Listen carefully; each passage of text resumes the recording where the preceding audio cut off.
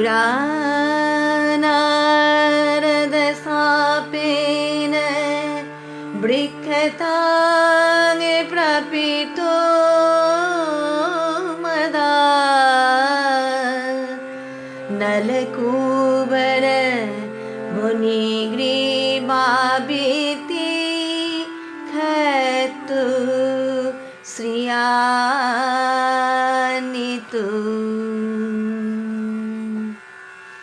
कथतां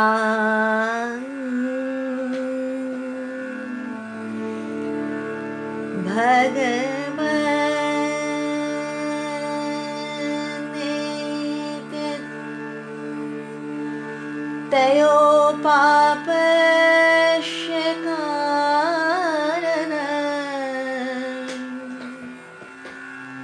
जत विगरित कर्म जिनबा देवर्षिस्तम।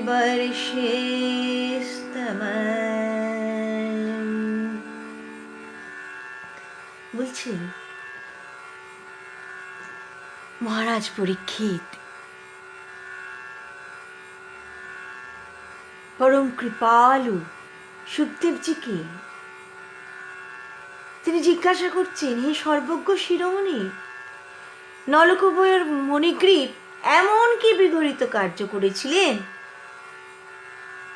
যে যার জন্য দেবর্ষি নারদ ক্রুদ্ধ হয়েছিলেন এবং তাদের শাপ দিয়েছিলেন? এমন কি অন্যায় কাজ তারা করেছিলেন? ভক্তগণ যখন কোনো অন্যায় কাজ করে করেন, তার পেছনে বোধহয় ভগবানের কোনো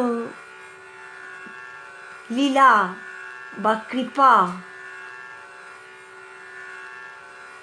কোনো ভগবানের কোনো কৃপাশক্তি বা লীলা শক্তি সেই কাজটা তাদের দিয়ে করান, যাতে ভগবানের এই কৃপা মাধুর্য, লীলা মাধুর্য জগতে প্রকাশিত হয়।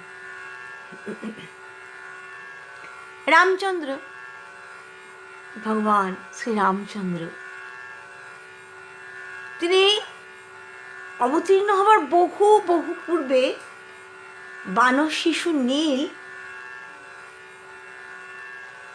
তিনি ওই বাল্যক্রীড়া করতেন। তা তিনি বাল্যক্রীড়া করে এমন অনেক কাজ করতেন যাতে সকলে বিরক্ত হতেন। তিনি ওই সমুদ্রের তীরে গিয়ে নানা চঞ্চলতা প্রকাশ করতেন।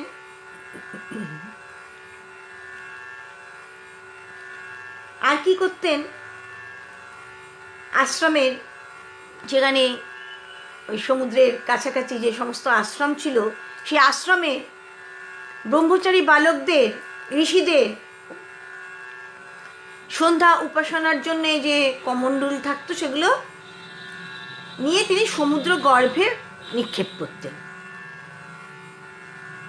ঋষিগণ যখন আসতেন, ব্রহ্মচারী বালকগণ যখন আসতেন, তখন তো রাত সায়ন সন্ধ্যা করতে এসে তারা কমণ্ডল পেতেন না, তারা অত্যন্ত বিরক্ত হতেন। তো প্রতিদিন এমন কাণ্ডই ঘটত। তখন তারা একদিন খুব বিরক্ত হয়ে গেলেন।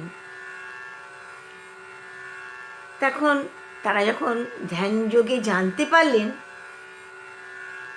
যে তাদের কমণ্ডল সব সমুদ্র গর্ভেই আছে, তখন তারাও তো সাধক, তাদের কত সাধনা, তখন তারা জলস্তম্ভন বিদ্যাও জানতেন। সেই জলস্তম্ভন বিদ্যার সাহায্যে তারা ওই সমুদ্র গর্ভে প্রবেশ করে ওই কমণ্ডল নিয়ে এসেছিলেন এবং তাদের সন্ধ্যা পূজা করেছিলেন। তো এমনভাবে প্রতিদিন চলছিল। একদিন তারা অত্যন্ত ক্রুদ্ধ হয়ে ওই বানর শিশুকে অভিশাপ দিলেন যে এই যে তুমি যে সমুদ্রগর্ভে যা কিছু নিক্ষেপ করবে, তোমার হাতের সংযুক্ত হওয়ার জন্য, হস্ত সংযুক্ত হওয়ার জন্য কোনো বস্তুই আর সমুদ্রে ডুববে না।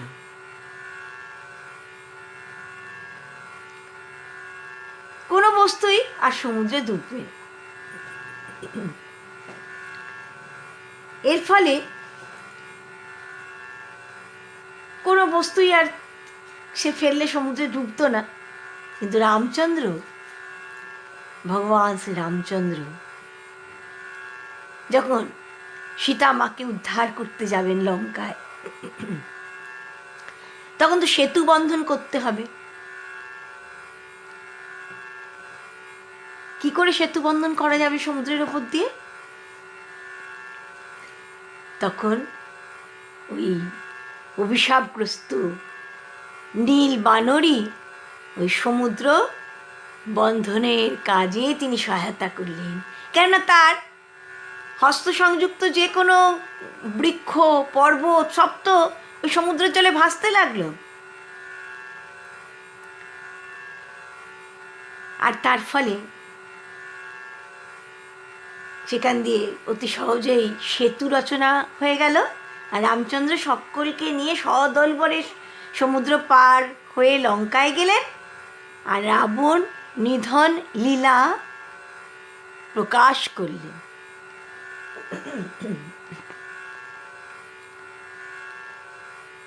বানর শিশু নীলকে দিয়ে ভগবান এমনভাবে তার লীলা প্রকাশ করেছিলেন। তাই এখানে পরীক্ষিত মহারাজ পরম কৃপালু সুখদেবজিকে বলছেন যে নলকূপের মণিগ্রীবও যে এই অন্যায় কাজ করেছেন, তার পেছনে নিশ্চয়ই ভগবানের কোনো লীলা লুক্কায়িত আছে, যা আমাদের সাধারণ ব্যক্তিদের ধারণাতীত। পরীক্ষিত মহারাজের মুখে এই প্রশ্ন শুনে পরমহংস শিরোমণি শ্রী সুখদেবজি অত্যন্ত আনন্দিত হলেন। কেন আনন্দিত হলেন না? তৎক্ষণাৎ তো তার অন্তরের মধ্যে ওই যমলার্জুন ভঞ্জন লীলা তার অন্তরের মধ্যে তখন তো প্রকাশিত হচ্ছে। যেই না পরীক্ষিত মহারাজ বলেছেন, অমনি তো তার অন্তরের মধ্যে এই যমলার্জুন ভঞ্জন লীলা তিনি তখন দর্শন করছেন অন্তরের ভিতর। আর তাই তিনি পরমানন্দে বর্ণনা করতে শুরু করে দিলেন। সুখদেবজি বলছেন, এই নলকুবের আর মণিগ্রীব এরা কে ছিলেন না কুবেরের পুত্র। আর কুবের কে ছিলেন? কুবের ছিলেন কৈলাসপতি রুদ্রের কিঙ্কর। তার কুবের পুত্র হওয়ার জন্য তারা তো প্রচুর ধন সম্পত্তির অধিকারী হয়েছিলেন, প্রচুর সম্মান প্রতিপত্তির অধিকারী হয়েছিলেন। অল্প বয়সে যদি প্রচুর ধন সম্পদ পাওয়া যায়, আর যদি তাকে সঠিকভাবে তাকে ব্যবহার করতে শেখা না যায়, তাহলে অনেক সময় দেখা যায় যে সেই ব্যক্তি এই ধন সম্পদের ফলে, প্রভূত ধন সম্পদ প্রাপ্তির ফলে অত্যন্ত দুর্বিনীত হয়ে পড়ে, অহংকারী হয়ে পড়ে,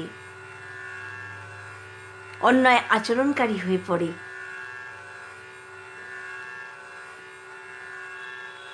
ফলে এই নলকুবের মণিগ্রীবের মধ্যেও এই অবস্থাটা এসেছিল। এর ফলে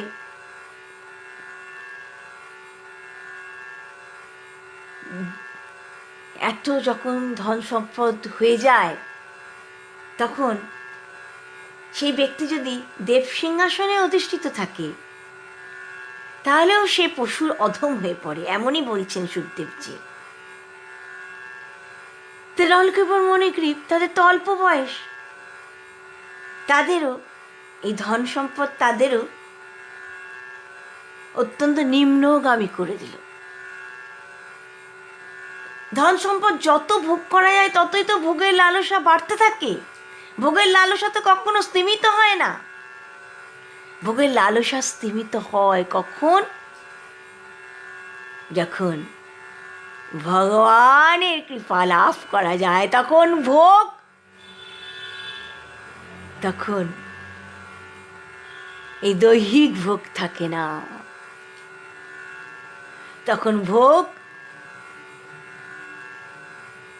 তার লীলা মাধুর্য আস্বাদনের ভোগ লিপ্সা অন্তরের মধ্যে জাগ্রত হয়।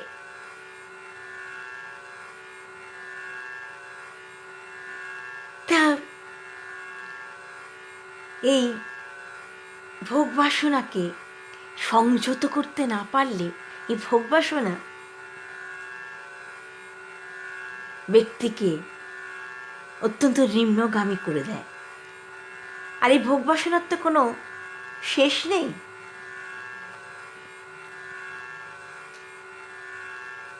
তা এক সময় নারদজি তিনি বিনা যন্ত্রে হরিগুণগান কীর্তন করতে করতে তিনি গঙ্গা তীরের পথ দিয়ে অগ্রসর হচ্ছেন। হতে হতে তিনি কৈলাস শিখরে ওপরে যে শিব সদন সেখানে যাচ্ছেন হরিগুণগান কীর্তন করতে করতে।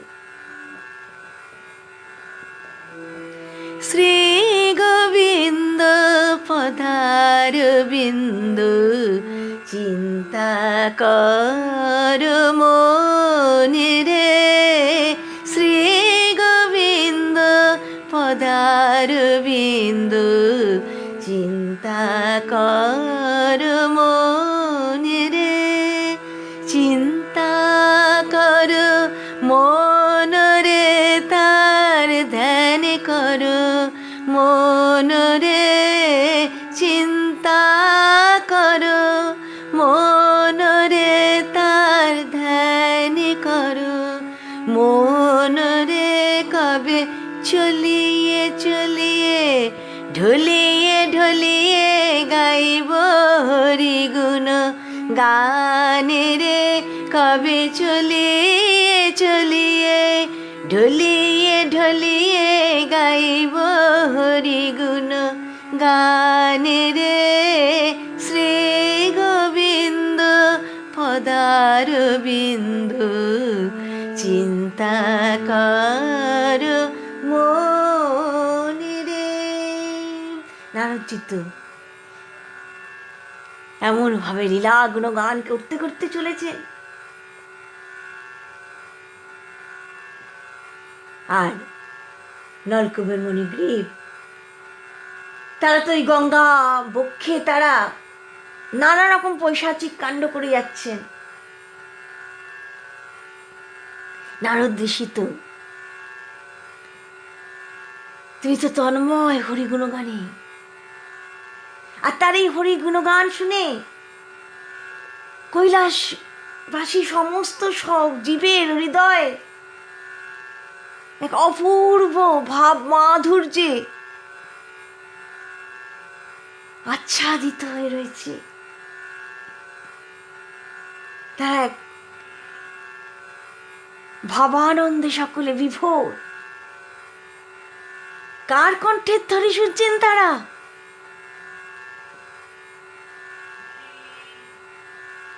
স্বয়ং নারদজির কণ্ঠের হরিগুণ গান শুনছেন তারা। তারা কি আর স্থির থাকতে পারেন? কৈলাসবাসী সব জীব আনন্দে বিভোর, কিন্তু নলকূপের মণিগ্রীবের কানে সেই হরিধ্বনি পৌঁছল না।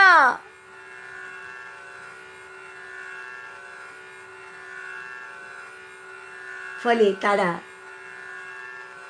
ওই অন্যায় গড়িত কাজই করে যেতে লাগলেন। কিন্তু তারা যে সঙ্গিনীদের নিয়ে, অপ্সরাদের নিয়ে তারা জলে নেমেছিলেন, সেই অপ্সরাগণের কানে কিন্তু এই হরিগুণগান পৌঁছল। তারা তাড়াতাড়ি তাদের বস্ত্র সম্বরণ করে অত্যন্ত ভীত হয়ে তারা, নারদজি যদি কোনো শাপ দিয়ে দেন তাহলে কি হবে, তারা অত্যন্ত ভীত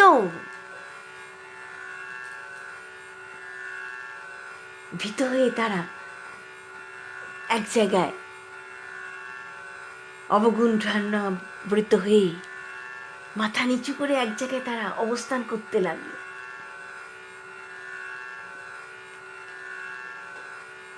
নারদজি তো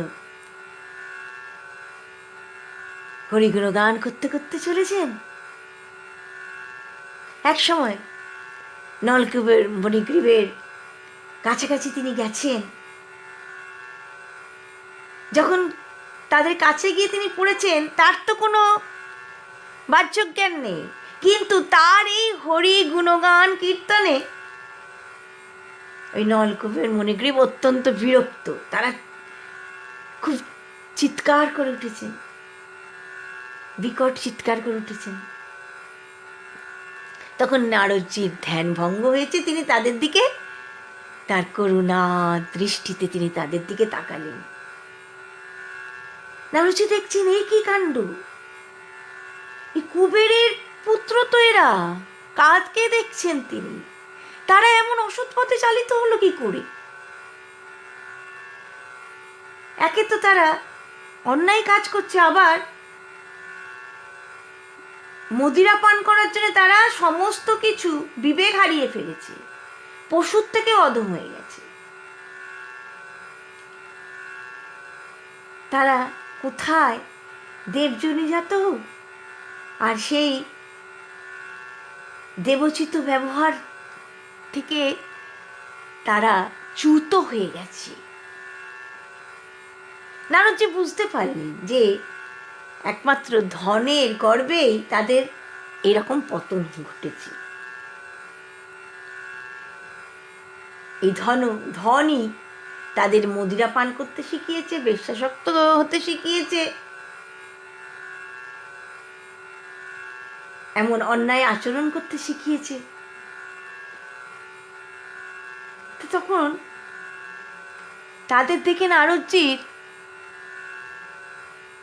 ক্রোধ হলো, নারদজি ক্রুদ্ধ হলেন। এমন ভাবনা করা যায় না। নারদজি তখন ভাবলেন যে এই ধনের জন্যেই, ধনমদে মত্ত হয়েই তাদের এই নীচতা, তাদের মধ্যেই পশুত্ব ভাবের প্রকাশ ঘটেছে।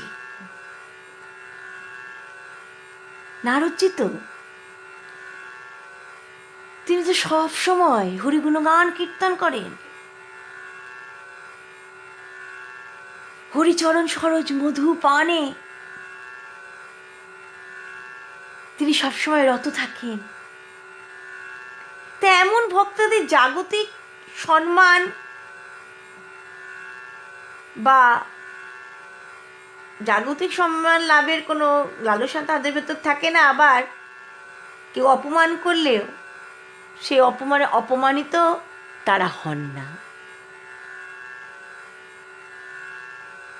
কেননা তাদের অন্তরটি তো হরিচরণেই থাকে, কোনো কিছুই তাদের বিন্দুমাত্র বিচলিত করতে পারে না। তারা সবসময় জীবের কি করে জীবের হিত হবে সেই জন্যই তারা ব্যাকুল থাকে। তাই এই কুবের পুত্রদের এই নিচ জনচিত ব্যবহার থেকে নারদ ঋষির হৃদয়ে কৃপার আবির্ভাব হল। তিনি মনে মনে ভাবলেন, হায় হায়, কি করে এই কুবের পুত্রদের হৃদয় শোধন করা যাবে, কি করে তাদের এই অন্যায় কর্ম থেকে তাদের সরিয়ে এনে হরি ভজন রসধারায় তাদের আপ্লুত করা যাবে। নারদজি এমন কথা চিন্তা করছি।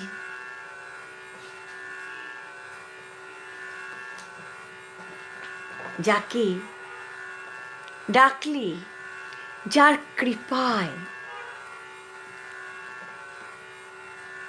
জীব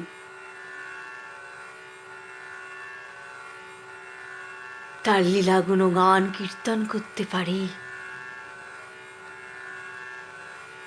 তার ভাবনায় সমাধিস্থ হতে পারে, তাকে অন্তরের মধ্যে দর্শন করতে পারে,